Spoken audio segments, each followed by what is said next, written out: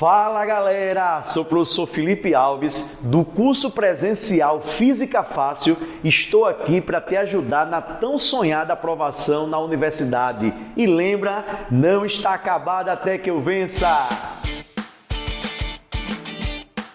O início de circuitos elétricos, a primeira parte de circuitos aqui, associação de resistores. E a primeira associação que a gente faz é a associação em série. Como a gente fez em capacitores, pessoal, perceba que é uma associação em série, é um fio que conecta os três elementos do circuito. Se você analisar com mais detalhes, perceba que é apenas um ponto em comum a cada dois elementos. Eu tenho aqui dois resistores, só tem esse ponto em comum entre eles. Eu tenho aqui esse R2 e esse R3, eu só tenho este ponto em comum entre eles. É assim que você percebe também a associação em série, mas note que é uma conexão única para os participantes. Lembrar também que resistor, como a gente já viu, a função dele no circuito elétrico é dissipar energia em forma de calor. É o efeito Joule da corrente elétrica. Então você pode imaginar aqui, por exemplo, 3 lâmpadas incandescentes, daquelas lâmpadas que esquentam muito para emitir luminosidade, ferro elétrico, chuveiro elétrico, são tipos de resistores que a gente pode ter associado. E o símbolo da resistência é esse aqui, ou então, se você preferir, colocar desta maneira aqui, um retângulo com as conexões laterais. Isso aqui também pode ser representado como resistor. Eu particularmente prefiro desenhar com esses raiozinhos, digamos, né? É o símbolo da resistência elétrica. Só que é o seguinte, esses resistores aqui, eles só vão dissipar energia em forma de calor, eles só vão funcionar, digamos, se passar por eles uma corrente elétrica. E o cara que fornece a corrente elétrica, é esse camaradinho aqui embaixo.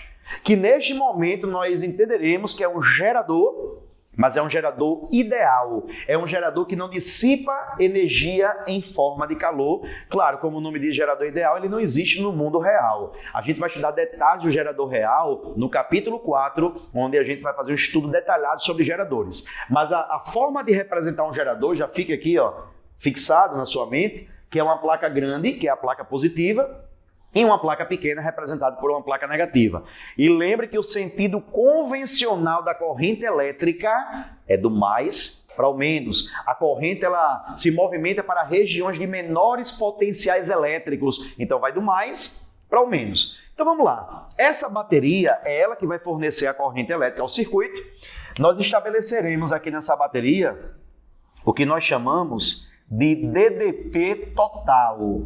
É a nossa voltagem equivalente, né? É a voltagem total do circuito elétrico estabelecida aqui nos terminais do circuito.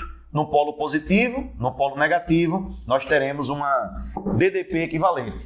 Outro detalhe para você lembrar também é que a equação do resistor é a primeira lei de Ohm, é o RUI. Aplicando o meio pelos extremos, você fica com U é igual a R vezes I. É o famoso URI. E o nosso objetivo na associação é encontrar um dispositivo equivalente que substitua todos. Nesse caso aí, nosso objetivo é encontrar o resistor equivalente. Ok? Então, nós teremos para esse resistor equivalente uma DDP total ou equivalente, uma resistência equivalente e uma corrente elétrica equivalente. Então nós iremos em busca desse resistor equivalente. Tranquilo?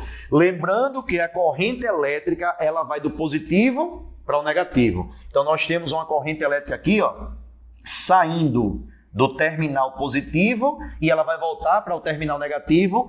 Essa corrente elétrica nós chamaremos de corrente elétrica total ou corrente elétrica equivalente. Está aqui a nossa corrente elétrica, que eu vou chamar de I total.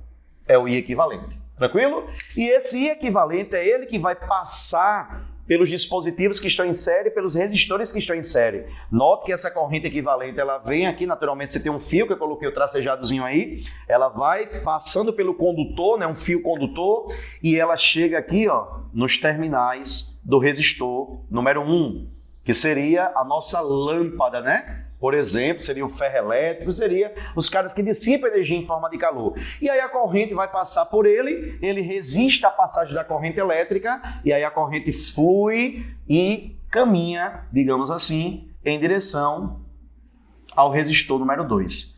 Perceba que a mesma corrente elétrica é a que vai passar por todos aqui, ó. É um fio só que conecta todos, ela vai, passa pelo resistor número 2. Claro, se ela está se deslocando, se os elétrons estão se deslocando, é porque existe uma DDP nos terminais do primeiro resistor, existe uma DDP nos terminais do segundo resistor, tá aqui, ó. E a corrente vai fluindo, né? Ela vai em direção ao terceiro resistor e, logicamente, se ela continua fluindo, é porque também existe uma DDP nos terminais do terceiro resistor, que nós chamaremos de DDP número 3. Tranquilo? Então, como eu já te falei, o objetivo é encontrar o resistor equivalente, é encontrar a voltagem equivalente, a resistência equivalente e a corrente equivalente. A corrente equivalente já é bem sabido. Ela é a mesma nos 3 resistores. Tranquilo? Então, vou anotar aqui para vocês, ó. Corrente equivalente será a mesma para o resistor em série número 1, que está também em série com o resistor número 2, está em série com o resistor número 3 e generalizando para quantos resistores em série tiverem associados até o resistor enésimo, que eu vou chamar de N. A corrente ela vai se manter constante, é muito tranquilo de perceber essa relação que a corrente se mantém. Tem um macetezinho que você fala assim, para uma associação em série I, faz um I aqui no final, série I, o I é constante. Série I, o I é constante numa associação em série. É uma coisa que fica marcada para a associação em série, é que a corrente será a mesma. Fio, e a voltagem, como é que eu descubro? Também é muito fácil de perceber. Note que essa voltagem total aqui embaixo, ela é a soma das voltagens de cada resistor. Se você quiser entrar em detalhes numéricos, deixa eu atribuir valores aos potenciais de cada ponto aqui, ó. Por exemplo, você tem aqui um potencial elétrico de 50 volts, aqui você tem um potencial elétrico de 40 volts, aqui você vai ter um potencial de 20 volts, e aqui você tem um potencial, por exemplo, de 0. Mas a gente está conectado à terra, ao fio terra, né? 0 volt ou simplesmente 0. Note que se você fizer a DDP individual de cada um, você faz assim, ó. 50 menos 40, a DDP número 1 vai ser 10 volts.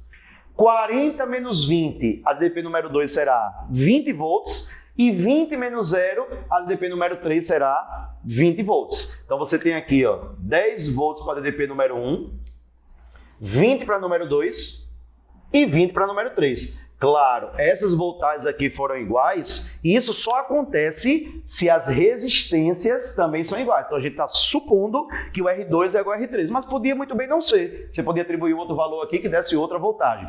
O que eu quero que você perceba é o seguinte: quanto será a voltagem equivalente? Pegue os pontos extremos, aqueles pontos que estão conectados à bateria. Esse está conectado ao polo positivo da bateria e esse está conectado ao polo negativo. Perceba que se você fizer 50 menos 0, é a voltagem total, você vai ter aqui, ó, 50 volts. E somando as individuais também vai dar 50. Notou? 10 mais 20, 30. 30 mais 20, 50. Então está provado aí de uma maneira bem tranquila numérica que a soma das voltagens em série, você vai ter a voltagem total. Vamos anotar isso aí? Voltagem equivalente será a soma das voltagens numa associação em série. Generalizando, eu vou colocar aqui uma voltagem enésima, né? Para N resistores, eu chamaria aqui de voltagem enésima. Prontinho. O que falta para a gente finalizar é justamente a parte que é mais cobrada nas questões, que é a resistência total, a resistência equivalente. Ô filho, como é que tu vai chegar nesse resultado? Bem tranquilo. Eu vou substituir em cada U que aparece aqui, ó, eu vou substituir por RI. Você sabe que U é igual a RI. Então, nesse U equivalente, você vai colocar R equivalente, que multiplica I equivalente. Aqui no número 1, R1, que multiplica I1.